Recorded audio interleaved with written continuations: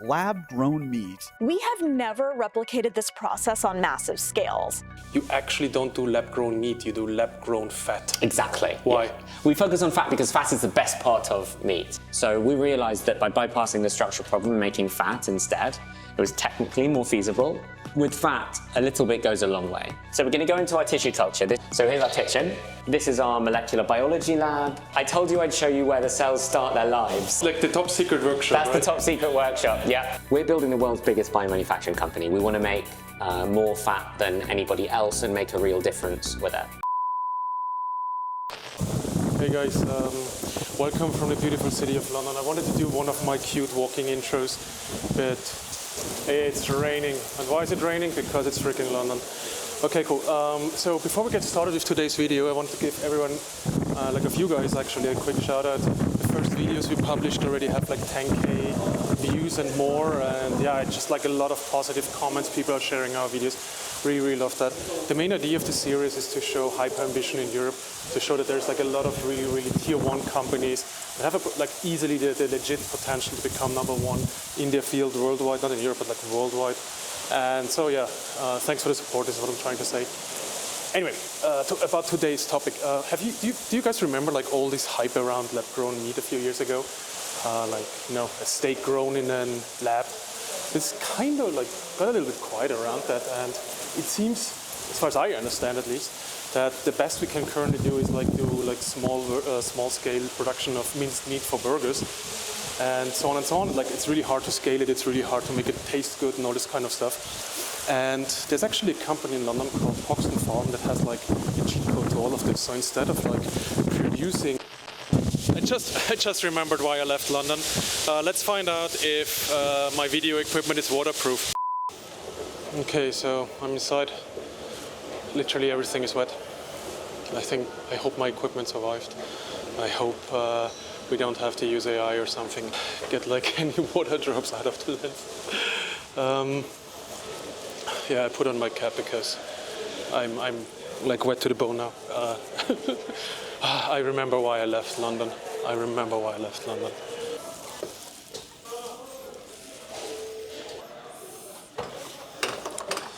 Okay, so Max, where are we at and what are we doing today? Welcome to Hoxton Farms, Andreas. My name's Max. Here at Hoxton Farms, we grow delicious animal fat and we sell it as an ingredient to the meat and meat alternatives industry. So this is the one thing that I didn't really understand originally is you actually don't do lab-grown meat, you do lab-grown fat. Exactly. Why? Yeah. We focus on fat because fat is the best part of meat. Fat's what makes meat smell and sizzle and brown and taste amazing. And without fat, it's impossible to make meat taste good. But the fat system's really broken. So that's the problem that we're focused on fixing. So one thing that I learned a little bit in the research for this video is that the production of actual meat, like muscle, is extremely complex. And basically the tech barely isn't there, if at all. And it's like a scalability issue. Is fat easier to produce? Much easier. Unfortunately, we know this as humans, that fat is easier to grow than muscle. You don't have to go to the gym to get fat. And inside the bioreactor, which is the context where we grow our fat, you don't need a special scaffold to grow cells. You don't need to exercise them or any of that complicated stuff you have to do for muscle. So our fat's much more scalable. Meat is made up of different cell types: muscle, fat, or connective tissue. A steak, for instance, needs a lot more scaffolding than ground meat in a burger. Scaffolding and all these systems that hold all the cells together. And so to get cells to grow in a tank and stick together turns out to be really expensive. Shall we take a look at the office in the lab? Let's do it. Did you just say exercise the muscle? Like in lab-grown muscle meat, you actually have to exercise the muscle? You have to align the fibers. The cells grow in a much more complicated way. Yeah. So with fat cells, all you need to do is grow them in a fermenter, a lot like brewing beer. And that is what we do here at Hoxton Farms. So this is our office. We moved here about 2 years ago now. We're a team of 50 people. The company's 5 years old. And here in the centre of London, make all of our delicious fat, which is pretty cool. Oh, wow. This is the lab. This is the lab. Here you are. We won't go in every room today, but we can go in this room. This is our tissue culture. This is where we do our small scale work. It's where we optimize the process. So it's where we find the most tasty cells, the best way to feed them, the best way to grow them, collecting lots and lots of data for our AI models at really small scales. And then when we find the best set of conditions, we scale them up into the factory part of the facility. So we're going to have to get a bit dressed up to go in here. Perfect. The first step is some very fashionable shoe covers. This is everything just like the shoes? No, there's more to come. Okay. There is definitely more to come. So welcome to where the magic really happens. Everyone's busy in the lab, so this corridor's pretty quiet, but all of Hoxton Farms' labs sit off this corridor. Like I said, there are some places we can go, some we can't. So we're going to go into our tissue culture. This is where we do the small scale work. It's what you could see through that window before. This is where we grow cells at small scale to find the best conditions to So this is like your prototyping lab, more or less? Yeah. You can think of it like a prototyping lab. The people working in here are mostly cell biologists and tissue engineers. Of our team of 50, there's about 15 or 20 people who spend most of their days in here growing cells. Like basically, how does the process work? If you are a stem cell at Hoxton Farms, you started your life a long time ago in a pig. You came out that pig in a little tissue sample. We put you under the microscope and we find the cells that grow the very best. Maybe they grow the fastest, maybe they make the best fat, all of the above. We then do this immortalization step so that the cells grow forever. How do you do this? The simplest way to immortalize is called spontaneous immortalization. If you grow cells for long enough, they just keep growing. They basically adapt to the conditions outside the lab, outside the animal, inside the lab, just as they would if they were still inside the animal, so they keep growing. We don't keep them actively growing for all the time. Once they're immortalized, we make what's called a cell bank, which is basically a big freezer full of cells. And I can go and show you that later. Okay. The cells are in like suspended animation inside the cell bank. Then when we want to start growing them again, we thaw them. So we take them out of the freezer and put them in some food, and then they go into an incubator. So I'll show you an incubator. These incubators are designed to fool the cells into thinking they're still inside a pig. What that means is they're 37 to 39 degrees, which is a pig's body temperature, and a little bit of carbon dioxide, so the cells are So happy. they're like robot pigs, essentially? Yeah, I think of it as a robot pig. So we've got some cells happily shaking away in there. Second. They're on a plate that moves them just so they stay nice and stirred. And it's nice and warm in there for the cells to grow. So now we have a bunch of, like, what do we have now? Like a bunch of like stem cells? Stem cells, exactly. Those are probably stem cells in there. The pink stuff there inside is called cell culture media.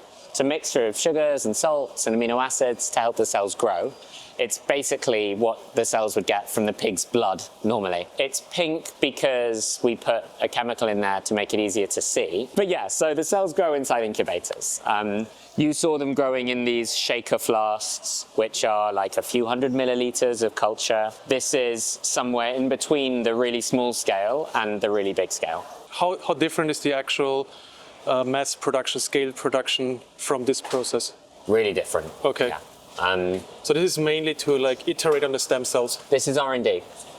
It's iterate on the stem cells and iterate on the fat itself. So like, where do you take the cells after you like shake them up? Yeah, good question. So depending on what we want to study, we do loads of different kinds of analysis.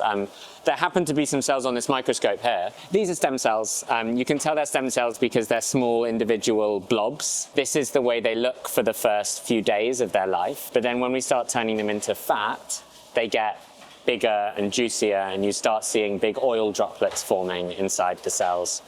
Most of the time when we're growing cells for R&D, we grow them in this. This is called a 96 well plate or a microtiter plate. It's essentially 96 individual containers. So individual for each one cell?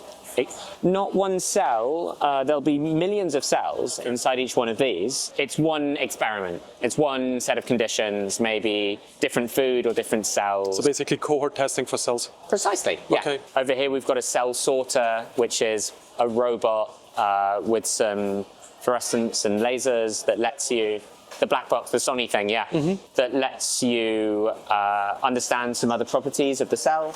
This is an osmometer, which lets you measure the salt concentration inside the media and the cells. This is a metabolite analyzer, analyzes metabolites. does what it says on the tin.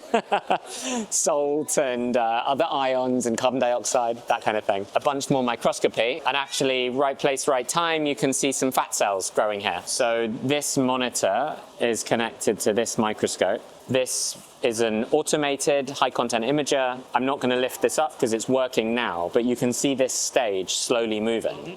It's moving one of these, positioning one by one each of these wells under the camera, and then the camera's taking a picture. You'll see them popping up on the screen again in a second. These pictures let us understand how much fat there is inside our cells. And then we can put them into computer vision models, and using those models, again, optimize for the fat composition of the product. Can we see one of the tanks? Where the cells grow? Yeah. No, I'm afraid not. Sorry. We have a proprietary tech for scaling up culture of these cells. Some of the patents are published, some of them aren't. That's why I can't show you the tanks. The tanks are a big part of Hoxton Farms' magic. And some of the magic is the hardware that we grow them in, and that hardware is the tanks. A good shot in there of just a lot more of those flasks shaking. So basically, until this point, it's like a big fat party. Yeah. Like everyone's shaking. And Hoxton Farms is a big fat party, I like that. So like, just to set the picture, like, are you already producing for consumption? We're at pilot scale here at Hoxton Farms, which means we're growing hundreds of litres of culture, and that corresponds to kilograms of production per month. So like in the ones, in the tens, in the hundreds of kilograms per month? Single-digit kilograms right now. This is a market of kilotons, millions of kilograms. That's how much people eat every year. We've gone a really long way to de-risking the technology for scaling up. But we still need more capital to build commercially relevant scales of production. And of course, we need more commercial traction. We need more customers to sell it to. What do you think, like at what point, at what point do you have the scale to focus primarily on horizontal scaling? Like another year, another 2 years, another 5 years? We're ready to do it now. You're ready to do it now? We've designed the module. We're ready to scale horizontally. We no longer have to make the module any bigger. Our biggest bottlenecks are regulatory approval, which we're working on right now, and access to the capital and the partnerships that we need to scale those modules up. That would mean that you have like a whole warehouse of tanks to make like, let's say a few dozens, a few hundred of kilograms. Is this how I can imagine this? Yep. How does this compare to like a big pig farm, for example? Like what is a typical pig farm producing in a month? We have a similar productivity per like square meter to a pig farm at the moment. And I expect it will get higher. The problem is the cost is much higher at the moment. Yeah. But at scale, when we achieve economies of scale, we will be at a similar cost to producing pig fat. And what will drive down the cost? Like the fact that you're like getting better and better and creating this reactor? So like the cost of the reactors is a small part of it. They're already really cheap. The second thing is just improving the tech. For example, getting the cells to grow faster, be more productive, maybe produce more fat per cell, which gives you higher yields. But then the biggest thing by far is the cost of the inputs. So I showed you the inputs earlier. It's the cell culture media, what we feed the cells. At the moment, we buy that at pretty small scales, and the industry that supplies us with those inputs is pretty immature. Right now, we have to access most of those inputs from the pharmaceutical industry instead. As our industry scales, so the industry supplying those inputs will scale as well, and then we'll be able to access them much cheaper. So this is one of our special labs where we do cell banking. Cell banking? Yeah, cell banking. So you do cell parties, cell banking? Cell banking, cell parties, fat parties. We know all the ways to have fun, right? So let's talk about a bit the industry in general. Yeah. And I'm very aware of like soy meat and like this kind of things. Yeah. So kind of like using other kinds of food to make fake meat, quote unquote. What else is there? There's like lab-grown meat, like still super early. Like, what's your opinion on that kind of industry, for example? Broadly, people call this industry cellular agriculture. Cellular agriculture is the process of making food with cells rather than traditional agriculture. Inside cellular agriculture, there are two options. One is called precision fermentation. The other is called cultivated meat. Cultivated meat is what Hoxton Farms does. Precision fermentation uses more traditional microorganisms like bacteria and yeast, and you might use them to make protein or oils or other ingredients. So what's the actual difference between the things you're doing in the lab where you like grow cells like from stem cells to quote unquote real fat I buy in the butcher. There's very little difference. There's very little difference between the fat that grows in an animal and the fat that comes out of our bioreactors. The fat that grows in an animal has the same nutritional properties, the same taste, and a really similar appearance as well when you cook it. Fat from an animal grows a bit more slowly, and that does mean it has more structure, including, for example, the blood vessels that grow through fat, which don't grow in our bioreactors. All we're growing is fat cells. So you don't use any cells that would make blood? Precisely, yeah. But by the end of the process, we take all the fat cells, we harvest them from the fermenter, we remove some of the water, and it comes together into something that looks a lot like the fat that a chef is used to. So I can imagine like a little strip of fat. Yeah, it's at room temperature softer than that. So I'd say it has a kind of texture closer to butter. But depending on how we process it afterwards, we can achieve those more solid blocks of fat. Okay, so let's say I have this fat now. Great, and it's like butter, or I can fry it or whatever. How are you actually using it? Like, are you like mixing it into fake meat? Funny you should ask, because that's what happens in the kitchen. Okay. So here's our kitchen. So you sell this as B2B product. Exactly. What does this mean in practice? Like, are you... So food manufacturers buy our product and use it to make processed meat and meat alternatives. So on the one hand, processed meat means they're mixing our fat with traditional meat, and they're doing that to make something healthier, much more scalable and future-proof than if they were just using traditional pork fat. On the other hand, you can use our fat to make meat alternatives. So that means you're mixing it with either cultivated muscle, which we were talking about earlier, or with plant protein to make products that are animal-free but actually taste good because they've got the sizzle and the smell and the taste of our fat. This leads me to the obvious next question. Meat replacements combined with your fat, is this actually vegetarian or not? I don't care. Now that's a pretty controversial response, but what I mean is that vegetarians aren't the target market, right? Okay. We're selling to meat eaters. Most of the people who buy meat alternatives, most of the flexitarians out there are meat eaters. So 90% of people who buy stuff like the Beyond Burger also eat meat, but they're trying to cut down on the amount of meat they eat. But the point is they're not looking for something vegetarian. They're looking for something healthy, delicious, and affordable. And if cultivated meat helps them tick that box, then great. It so happens that cultivated meat is probably vegetarian. It's animal derived. It's not vegan in the typical sense of the word because it comes from an animal. But I would argue that the term vegan is kind of redundant now. There are lots of vegans who might be ethical or environmental vegans who would be comfortable eating what we make. But as I say, from a sustainability perspective, vegans and vegetarians are a solved problem. From a commercial perspective, the market opportunity is meat eaters. And I'm reluctant to label our product vegetarian because a lot of meat eaters see that as a compromise. We are making delicious products for meat eaters, but I hope vegetarians and vegans can enjoy them too. Question, let's see what the market reacts. Let's see what people who actually eat it afterwards, like how they think about it, and then redefine the whole branding and everything. Precisely. I think we are building a whole new category here. Where we partner with meat companies, they are putting other meat ingredients into the finished product. So that's never going to get marketed to vegans or vegetarians. But we do a bunch of work with alt meat companies too. And of course, some of them are marketing their products to the meat alternatives market. This is just a frozen sample of cultivated fat. It looks like frozen fat. Yep, that's because it is frozen fat. Exactly. I'm going to put this one back in the freezer, but let's say we put this in the frying pan. It would smell like fat, it would sizzle like fat, it would taste like fat too. And we can send you plenty of footage of that. Most of the fat that we make nowadays goes straight to customers, hence why we don't have so much for you to see today. But this freezer's full of it. We're making lots of it now. So I showed you the commercial kitchen on one side. This is our food science lab. So a really important part of making cultivated fat is checking that it's high quality and safe.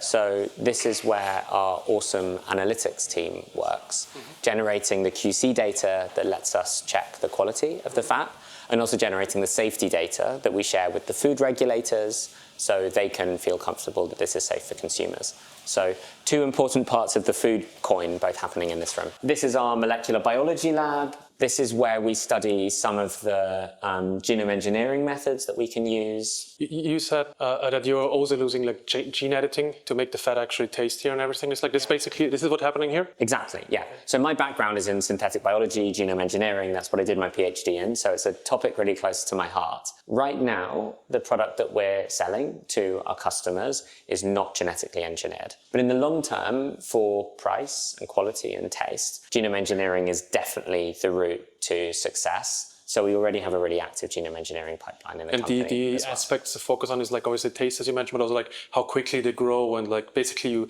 if you're anyway working off a few cells to start, you like just optimize them as much as you can. Yeah, exactly. It's okay, cost, makes sense. Taste, and nutrition. So the cost comes from how quickly they grow, how productive they are. The taste comes from the chemical composition, and the nutrition the same. Super cool. I told you I'd show you where the cells start their lives. So this is the cold store. This is like the top secret workshop, That's right? the top secret workshop, yeah. That's where we build our proprietary bioreactor systems. This is the cold store. So when the cells come out of the pigs and we immortalize them, we don't want to keep them growing for too long because they might get tired. So instead we put them to sleep in these big tanks of liquid nitrogen. So I'm not going to open these because they are very, very cold.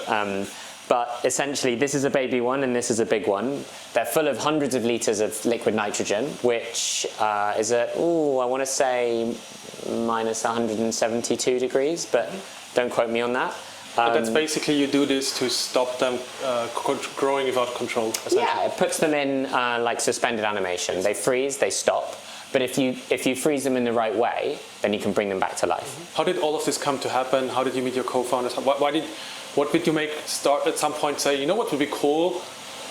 Making little piggies in beer tanks. Like at what point was this like a discussion that actually happened? Yeah, good question. Funny you should mention it. It happened in the pub, like all the best things. Sounds like one, yeah. And it was a pub in Hoxton, which is the area we're in now, which is why we call the company Hoxton Farms. I will continue the story, but let's head out of here because it's cold in the cold storage room. So yeah, Ed and I started the company 5 years ago. I'm a cell biologist, Ed's a mathematician, but we're very old childhood friends. We were at school together 30 years ago in North London and known each other ever since. We've both always really been into food, and we realized around 2020 that there was this really big problem in food that we could use our respective skill sets, mine in synthetic biology and Ed's in maths and machine learning, to solve.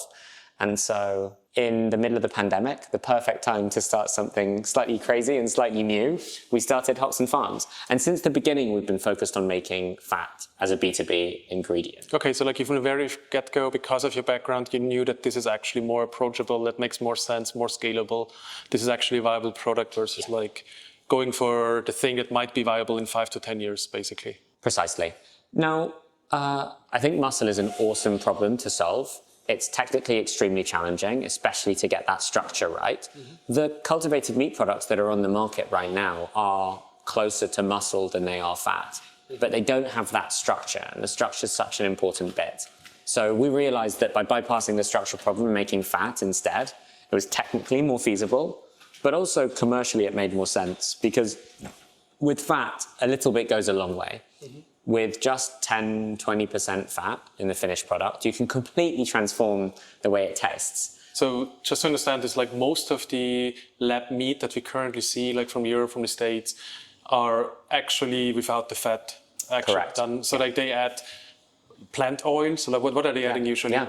So mostly what those companies are growing, and this is public because it's in the dossiers that they filed with the regulators, they're cells called fibroblasts.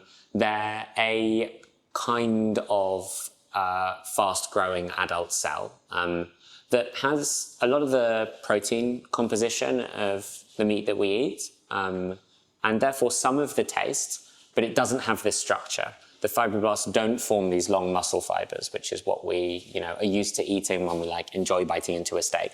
And so yeah, people use them to make either processed meat type products, so for example, pate or chicken liver, or they combine them with plant-based protein, and then it's the plant-based protein that gives you the structure and the cells that give you the taste and some of the nutrition. So in the US, for example, there are some approved chicken and pork products, and in both cases they include some plant-based protein, that makes up the rest of the product. And your ideal outcome is, on the long run, you're actually a partner for them, and you're adding like real fat to their food so that it gets like the taste right. Correct. Right now, we're focused on selling to much bigger customers than the other cultivated meat startups. Like I said, they're doing amazing work, but as a B2B company, we want to sell to the biggest, most established customers we can. And that's the big food, CPG, multinationals, and the meat companies. So they're who we're partnering with right now. But of course, we're really close to the other cultivated meat companies. And one day, indeed, we have done this before, I would love to combine our cell-based fat with their cell-based muscle and make the final cell-based product. Do you do sometimes like cooking parties where you are getting like some of the lab meat burgers and like your fat, and you just like try what happens? You dream it, we have tasted it. Yeah. All of the tasting that we do is for R&D purposes because that's what's allowed. Okay. But we have a sensory panel in the company. It's a team of 12 trained tasters who passed a pretty rigorous competitive selection process to be able to taste the differences in what we make. And so, yeah, I mean, you can't run a food company without having a bit of fun. And that means trying a bunch of different recipes all of the time. So for context, like Max and me were actually discussing beforehand if it will be possible to eat some of the fat.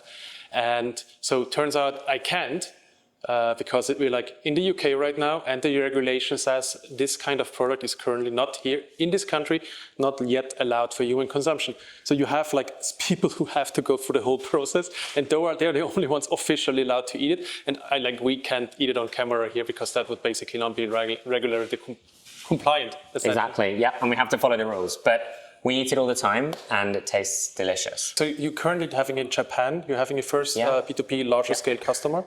Like, what are you doing with them? We're very focused on commercializing in Asia. Asia's a pork market, but a particularly broken one. And that's why swine flu, precisely, like all these kind of things in massive China. rising demand. So it's a perfect market for us to solve a problem in. And yes, indeed, we now have a big distribution agreement signed with Sumitomo, one of the Japanese trading companies. With their help, we're taking our product to many different meat and food companies in Japan, but not just Japan, other places too. How can I imagine this? Because you mentioned before you can do like in the single killers.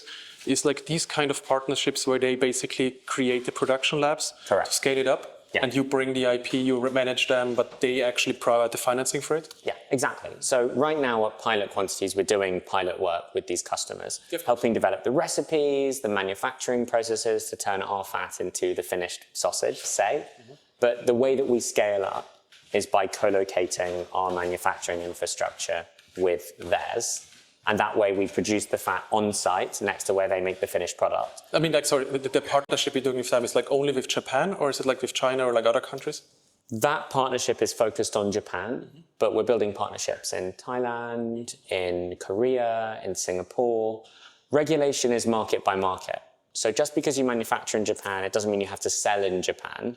But if we want to manufacture in Japan and sell in Singapore, then we need approval in Singapore. So this is the most exciting door in many ways, Andreas, but I'm afraid we can't go in because this is London's first and only facility for making Hoxton Fat.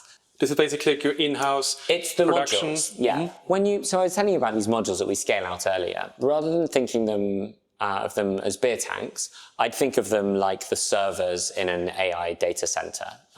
They're boxes, they're very simple and repeatable, and we stack them up like in a warehouse. I talk about beer tanks because it's cells growing in culture, and that's the fermentation process that most of us know. But the equipment looks nothing like what you do beer in. From your point of view, what is the next, let's say, 1 to 5 to 10 years of Hoxton Farms? What is the regulation steps that hopefully will happen? Like, how do you imagine the next? Yeah, man.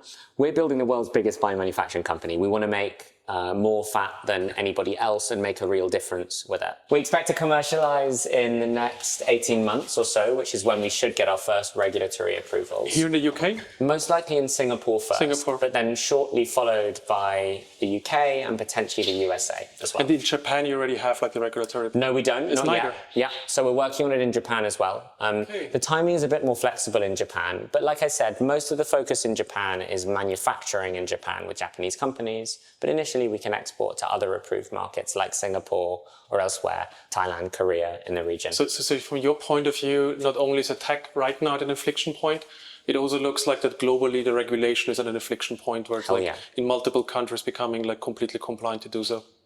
That's the plan. All the regulators know what to do now. They're just working through the data. We are poised to send them all the data that they need, get the approval, scale up. It's going to be a pretty exciting couple of years for Hoxton Farms. So the next time you come back here, you'll have a lot more to eat and we'll be producing a lot more too. Max, thanks so much for your time and thanks for showing us everything and good luck for the next few years. Thanks, man. Sounds like you have everything ready.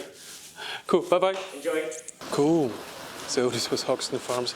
It obviously stopped raining now because now I get time and I don't get wet. So I hope you enjoyed this. I generally think that we need to show more really cool stuff in Europe.